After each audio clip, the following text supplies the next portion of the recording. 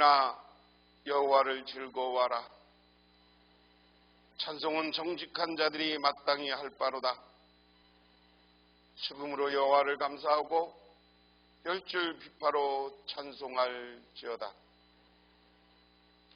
온 땅은 여호와를 두려워하며 세상의 모든 거민은 그를 경외할지어다. 하나님 고맙습니다. 오늘도 하나님께서 저희들 불러주셔서 이렇게 주님의 제단에 나와 기도하며 간구하며 영광을 돌립니다. 하나님, 이 시간 간절히 바라고 원하옵기는 우리가 교회를 위해서 기도할 때 우리 북명교회가 부흥하게 하시고, 자녀들과 자손들과 우리 가정을 위해서 기도할 때 하나님이 주시는 풍요와 그리고 하나님이 주시는 평강과 행복이 가득하게 하옵소서. 또한 아버지 하나님, 우리가 병마로부터 벗어나 강건하고 건강하게 살아서 하나님이 맡겨준 사명을 감당하게 하옵소서. 예수님 이름 받들어 기도드리옵나이다. 아멘. 하나님의 말씀 봅니다. 하나님의 말씀은 학개 2장 1절부터 23절. 주부에는 그렇게 나와 있는데 오늘은 1절에서 9절까지만 봉독합니다. 일곱째 달 곧 그 달 20일에 여호와의 말씀이 선지자 학개에게 임하니라. 이르시되 너는 스알디엘의 아들 유다 총독 스룹바벨과 여우사닥의 아들 대제사장 여우수아와 남은 백성에게 말하여 이르라. 너희 가운데 남아있는 자 중에서 이 성전의 이전 영광을 본 자가 누구냐? 이제 이것이 너희에게 어떻게 보이느냐? 이것이 너희 눈에 보잘것 없지 아니하냐? 그러나 여호와가 이르노라. 스룹바벨아, 스스로 굳세게 할지어다. 여우사닥의 아들 대제사장 여우수아야, 스스로 굳세게 할지어다. 여호와의 말이니라. 이 땅의 모든 백성아, 스스로 굳세게 할지어다. 내가 너희와 함께하노라. 만군의 여호와의 말이니라. 너희가 애굽에서 나올 때 내가 너희와 언약한 말과 나의 영이 계속하여 너희 가운데 머물러 있나니 너희는 두려워하지 말지어다. 만군의 여호와가 이같이 말하노라. 조금 있으면 내가 하늘과 땅과 바다와 육지를 진동시킬 것이요 또한 모든 나라를 진동시킬 것이며 모든 나라의 보배가 이르니 내가 이 성전의 영광이 충만하게 하리라. 만군의 여호와의 말이니라. 은도 내 것이요 금도 내 것이니라. 만군의 여호와의 말이니라. 이 성전의 나중 영광이 이전 영광보다 크리라. 만군의 여호와의 말이니라. 내가 이곳에 평강을 주리라. 만군의 여호와의 말이니라. 아멘. 프랑스의 지하철 입구에서 바이올린을 켜면서 구걸을 해서 살아가던 한 소년이 있었습니다. 그는 초등학교도 다니지 못하였고 14살 때까지 신발 한 켤레를 자기가 사서 신어본 적이 없는 사람입니다. 그는 가난했지만 예수에 대한 사랑과 믿음은 그 어느 누구보다도 풍성했습니다. 그는 학교 공부는 못했지만 하나님의 말씀을 열심히 배웠고 그것을 통하여 성령의 인도를 받는 방법을 알게 되었습니다. 그는 하나님의 의뢰하는 가운데 성령 인도를 받아 사업의 큰 성공을 이루게 되었습니다. 위대한 실업가로, 위대한 사업가로 인정받게 되었습니다. 그는 새로운 투자를 해서 실패한 적이 한 번도 없었습니다. 새로운 계획한 일이 이루어지지 않은 적이 전혀 없었다는 겁니다. 그래서 어떤 사람이 그 사람에게 사업이 날로 번창하는 비결을 묻자 그는 이렇게 대답했습니다. 우리 집에는 기도실이 따로 마련되어 있었는데 나는 중대한 투자를 할 때마다 기도실에 들어가 금식하고 기도하고 말씀을 보며 하나님이 들려주시는 음성에 귀를 기울였습니다. 그리고 하나님의 성령께서 내 마음의 경험이나 이성을 초월한 어떠한 확신이나 불길 같은 소원을 통해 말씀해 주시면 그 말씀대로 행했습니다. 이렇게 언제나 성령의 인도하심을 받았기 때문에 성공할 수 있었던 것입니다. 오늘 이야기는 우리 인생의 중심이 뭐가 되어야 되느냐 하는 것을 보여주고 있습니다. 제가 지난주에 보여드렸는데 성경 오늘 학계가 어떻게 됐느냐 1장 1절에서 15절은 예루살렘 성전의 현재 상태 이렇게 부제목을 붙였어요. 1절부터 15절은 첫 번째 메시지고요. 2절 1절에서 9절까지는 두 번째 메시지인데 여기에선 책망하는 이야기. 왜? 이스라엘 백성들이 예루살렘에서 여기 바벨론 림푸르 수사라는 곳으로 포로로 잡혀갔었어요. 이때는 바벨론이라는 나라가 느부갓네살 왕이 다스렸습니다. 느부갓네살 왕이 죽고 그 아들 때 가서 바벨론이라는 나라가 망해요. 그래서 이쪽에 있던 메대라고 우리 개역 성경에는 표현되어 있는데 메대라고 하면 안 되고 페르시아입니다. 페르시아라는 나라는 지금의 이란의 후손들이에요.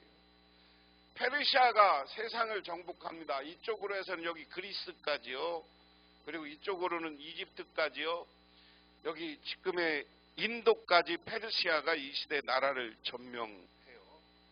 점령해요. 페르시아가 얼마나 강대한 나라라는 것을 말씀드리기 위해서 인도부터 저 북쪽으로는 그리스까지, 유럽의 그리스 앞쪽까지. 나중에 그리스랑 싸워요. 그래서 마라톤 전쟁이라는 게 생기고요.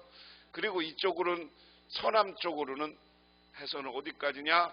저 밑에 이집트, 에티오피아까지 엄청난 땅을 가지고 있었어요. 그런데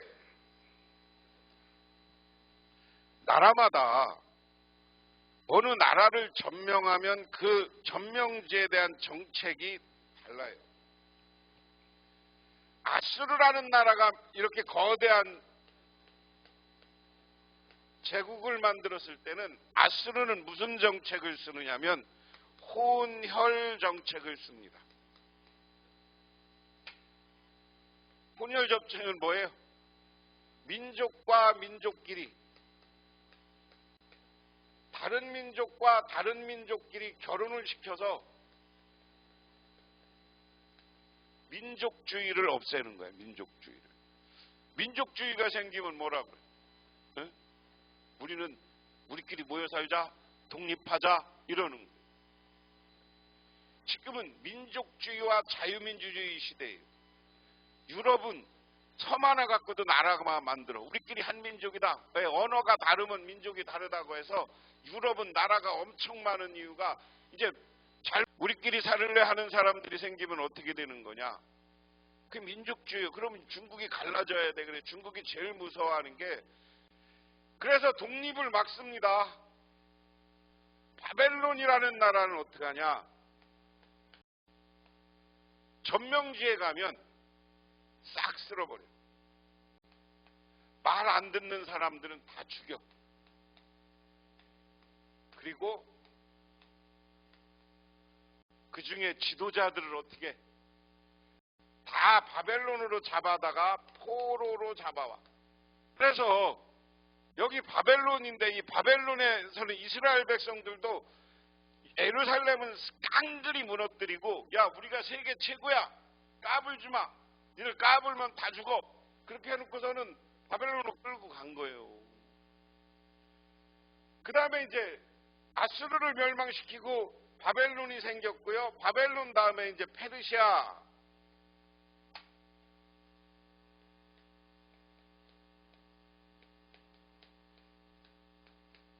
페르시아는 포로로 온 사람들을 돌려보내. 이것을 이제 어려운 말로 귀환 그러는 거예요. 귀환이라는 말은 포로 한문이라 그러는데 돌려보냈다. 그리고 여기는 각 민족의 특성을 인정하는 페르시아는 자기 나라한테 세금만 바치면 지들끼리 나라를 미쳐 살든 뭐 하든 그 문화를 그냥 인정하는 거예요. 그 문화를 인정해. 그래서 니들끼리 살아. 이렇게 하는 게 이 거대 왕국 이스라엘을 주변으로 한 주전 900년 전부터 주전 한 400년까지의 400년 페르시아는 나중에 이제 로마한테 망하니까 예수님 시대는 로마였으니까 이게 한 주전 400년까지의 이스라엘을 주변으로 한 역사예요. 그러면 여기에서 이제 다 여기가 페르시아한테 멸망했어. 페르시아 메데라는 나라가 왜 중요하느냐면 포로로 잡혀갔지만 아까 자치권을 인정한다고 그랬어요. 그렇죠?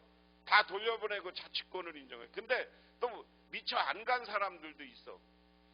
그래서 페르시아였기 때문에 등장하는 사람이 있어. 페르시아 속에서 여기서 성공한 사람이 있어. 대표적인 게 누구요? 에스더.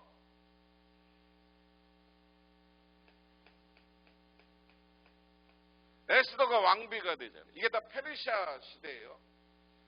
그 다음에 이 페르시아는 다른 나라 민족도 똑똑하면 잘 썼어. 그 다음에 포로로 잡혀가서 포로가 총리가 된 사람이 하나 있어. 누구요? 요셉은 구약 시대고 포로로 잡혀가서 총리가 된 사람이 있어. 다니엘. 에스더와 다니엘은 이 페르시아가 있을 때의 이야기예요. 대충 이야기예요. 그리고 오늘 본문도 이 페르시아 시대에 페르시아 왕 밑에서 뭐 했던 사람이야? 응? 우리로 얘기하면 요리를 담당하고 있던 사람이야. 이 시대나 그 시대나 요리를 담당하는 사람이 왜 중요해요? 지도자들에게 왕궁에 왕한테 독 한번 넣으면 왕 죽는 거야. 그래서 술과 음식을 담당하는 사람들은 자기 신뢰하는 사람만 하는 거야. 스룹바벨도 그래서 이 음식을 담당하는 장관이라고 그랬어요. 근데 음식을 담당하는 수성요리사이면서 장관했는데 늘 스룹바벨이 자기 왕 식사를 담당했어. 왕 식사를 담당했는데 늘 이 스룹바벨이 근심이야. 얼굴이 어느 날 보니까 어두워. 왕이 너 왜 그러냐? 아유 우리 고향 예루살렘 성이 깡그리 무너지고 지금 사람이 왔다 갔다 하는 사람도 없다는데 나는 하나님을 믿는 사람으로 가서 성전을 재건해야 됩니다. 그러니까 이 스룹바벨을 통해서 바벨론을 페르시아가 점령했어요. 점령하고 나니까 바벨론의 과거에 예루살렘 성에 있던 금덩어리 뭐 이런 거 다 가져왔다고. 법궤는 안 갖고 왔는데 법궤 위에 있던 금덩어리 그리고 등잔 뭐 이런 거에 금덩어리를 다 갖고 와서 그걸 돌려줘서 돌려보내는 거예요. 그게 1차 귀환이라고 그래요. 그래서 여기 이 색깔이 뭐냐면 이 보라색으로 된 게 이렇게 해서 예루살렘으로 돌아와. 그리고 나중에 다니엘서에 나오고 그 이후에 이제 다시 한번 이렇게 에스더 이후에 고향으로 돌아오는 이야기가 한 번 더 나오는 겁니다. 그래서 1차, 2차. 그런데 스룹바벨이 예루살렘으로 온 목적은 뭐예요? 성전 재건. 성전 재건이라는 말은 성전을 재건축하는 것이다 하는 거예요. 그런데 지난 1장에서 성전을 짓다가 말았어. 그러니까 책망과 권고. 왜 너 성전 안 져? 그리고 성전 앉으면서 지난주에 얘기한 것처럼 지난주에 얘기 핵심이 뭐예요? 야, 너 잘 되대? 농사 진 거 되대? 하나님이 성전을 안 지니까 어떻게 했다는 거예요? 농사져도 소득이 없어. 포도나무에 포도를 심었는데 포도가 안 열려. 포도가 열리긴 열렸는데 쭉정이요. 그래서 1장은 니들 성전 완공하지 않으면 하나님이 복 안 준다. 그러면서 오늘 2장 1절에서 9절까지, 오늘은 9절까지만 제가 간단히 할 건데 9절까지 내용은 야, 성전 저 빨리 새롭게 완공해. 그러면 하나님이 복 줄 거야. 그 이야기입니다. 오늘 1절에서 9절까지는 야, 작은 일에도 하나님이 성공을 준다. 그래서 1절, 2절 보면 일곱째 달 곧 그 달 20일에 여호와께 말씀이 선지자 학개에게만이라. 하나님이 1장에서 성전을 계속 안 지니까 혼내켰어요. 그리고 나서 야, 니들 다 농사 진 것도 안 될 거야. 그러니까 7월 11일이야 우리로 얘기하면. 근데 성전의 역사를 시작한 건 6월 24일입니다. 그러니까 1개월 정도 지나고 나서 뭐느냐, 하나님이 학교에게 새롭게 이야기해요. 자, 너는 스알디의 아들 유다 총독 스룹바벨과 여우사의 아들 제사장 여우수아의 남은 백성에게 말하여 이르라. 야, 너 다시 한번 가서 얘기해. 성전을 다시 짓기 시작하고 나서 한 달쯤 지난 다음에 하나님의 말씀이 다시 임하였다. 그 다음에 3절에 너희 남은 사람들 가운데 그 옛날 찬란하던 그 성전을 본 사람이 있느냐? 이제 이 성전이 너희에게 어떻게 보이느냐? 이것이 너희 눈에 하찮게 보일 것이다. 그러나 스룹바벨아, 이제 힘을 내어라. 나 주의 말이다. 여호사닥의 아들 여호수아 제사장아, 힘을 내어라. 이 땅의 모든 백성아, 힘을 내어라. 나 주의 말이다. 내가 너희와 함께 있으니 너희는 일을 계속하여라. 나 만군의 주 여호와의 말이다. 무슨 얘기냐면요, 이게 성소고요. 이게 뭐냐면 이스라엘 성전의 모습입니다. 솔로몬 시대, 이게 솔로몬 성전의 모습이에요. 여기에 솔로몬의 궁전이 있었고요. 상상도예요. 상상한 그림입니다. 여기 파라오의 딸 집이 있었고, 솔로몬이 다른 파라오의 딸 집이라는 건 뭐예요? 왕비가 몇 명이야? 근데 솔로몬은 마누라만 1000명이요. 정식 부인만 1000명이요. 후궁까지. 왜 그래요?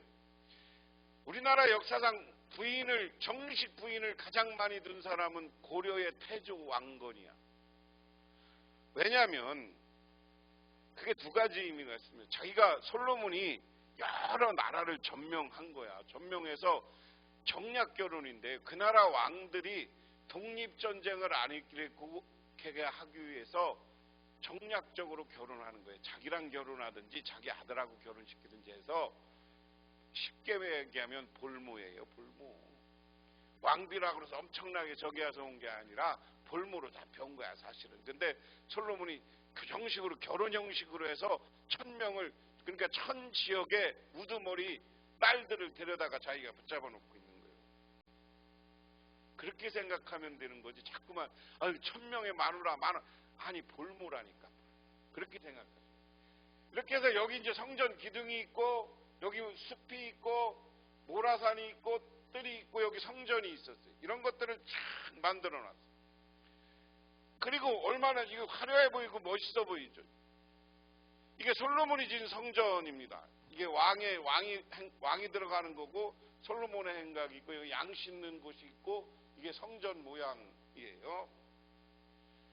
이게 솔로몬 시대 성전 모양이라고 상상한 그림입니다. 그런데 스룹바벨이 지은 성전 모형은 지금까지 없습니다. 어디 그림 같은 거 잘 안 그려요. 솔로몬 성전만 그려놓지. 왜 그래요? 솔로몬은 여기저기서 솔로몬에게 돈 갖다 바치는 사람들이 많았어. 그리고 다윗이 미리 준비해놨어, 돈을. 그 돈이 많으니까 성전을 멋있게 크게 줬죠. 스룹바벨은 이제 하나님의 제단에 들어갈 지성소에 들어갈 그것만 하고 돈 조금 얻어갖고 온 거야. 스룹바벨이 부자가 아니잖아. 이스라엘도 지금 포로에서 고생하다가 그리고 나머지는 예루살렘에서 못 살게 했으니까 세계를 돌아다니면서 장사하고 그러다가 이스라엘 백성들이 모여들었어. 포로로 잡혀가서 노예 생활했는데 돈이 있겠어 없을까? 없을 거 아니야. 그리고 솔로몬 시대는 12지파인데 오늘 10지파라고 하는 사마리아, 그러니까 아까 얘기한 아수르 시절에 혼혈이 된 북왕국의 10지파 사람들이 성전 짓는 걸 회방해. 그래도 스룹바벨은 하나님의 성전이 귀중한 거야.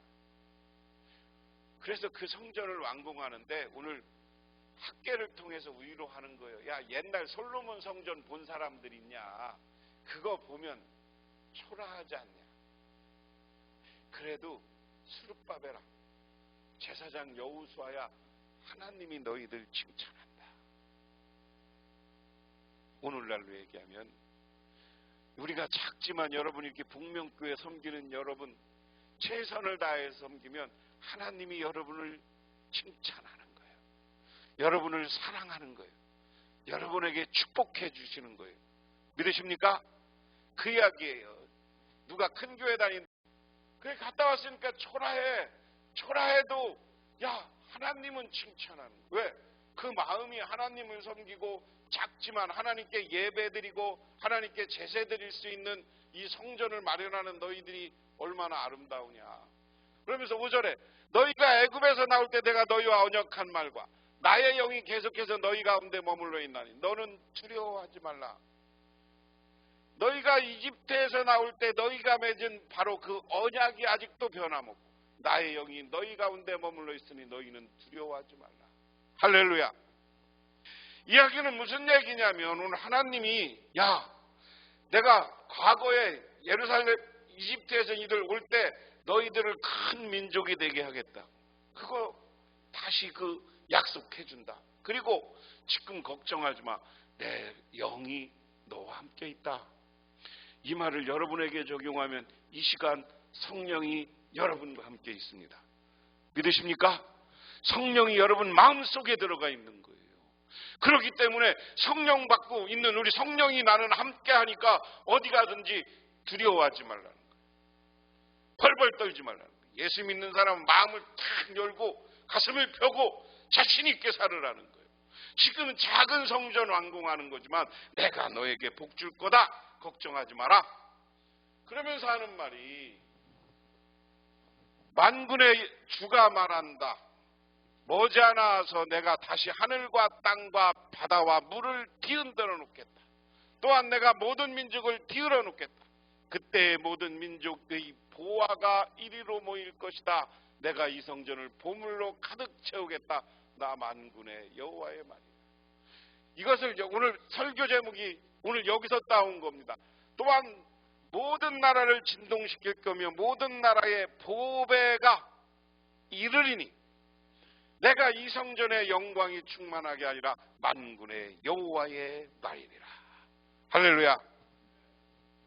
이야기는 우리가 작은 교회지만 최선을 다해서 하나님께 예배하면 세상을 나중에 다 망하게 하고 종말의 때가 와도 하나님은 여러분에게 보화를 줘, 보석을 줘, 축복해 줘.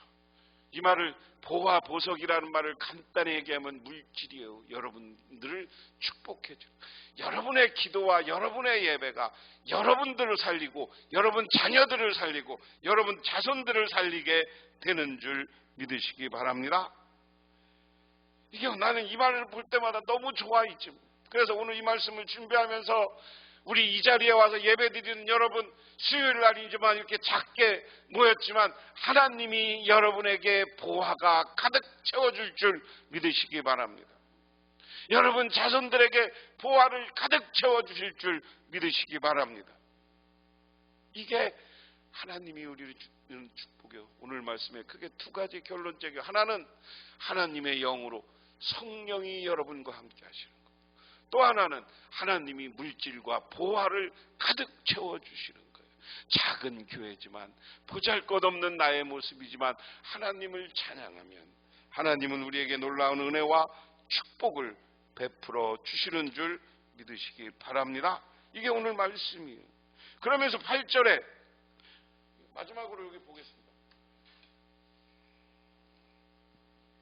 은도 내 것이요 금도 내 것이니라. 멋있는 얼마나 맛있는 말. 만군의 여호와의 말이라. 이 성전의 나중의 영광이 이전 영광보다 크리라. 만군의 여호와의 말이라. 내가 이곳에서 평강을 주리라. 만군의 여호와의 말. 9절에 이것을 세 번역으로 이렇게 했어요. 옛날 찬란한 그 성전보다는 지금 짓는 이 성전이 더욱 찬란하게 될 것이다. 큰 교회 다니고 교회 잘된 데 다닌다고 하는 사람보다 작은 교회 섬기는 사람, 그의 영적인 것을 하나님이 더 찬란하게 해준다. 여러분들 그러한 축복을 누리시기를 주님의 이름으로 축원합니다. 기도하겠습니다. 하나님 고맙습니다. 오늘도 저희들 주님의 제단에 나와 기도하며 간구드립니다.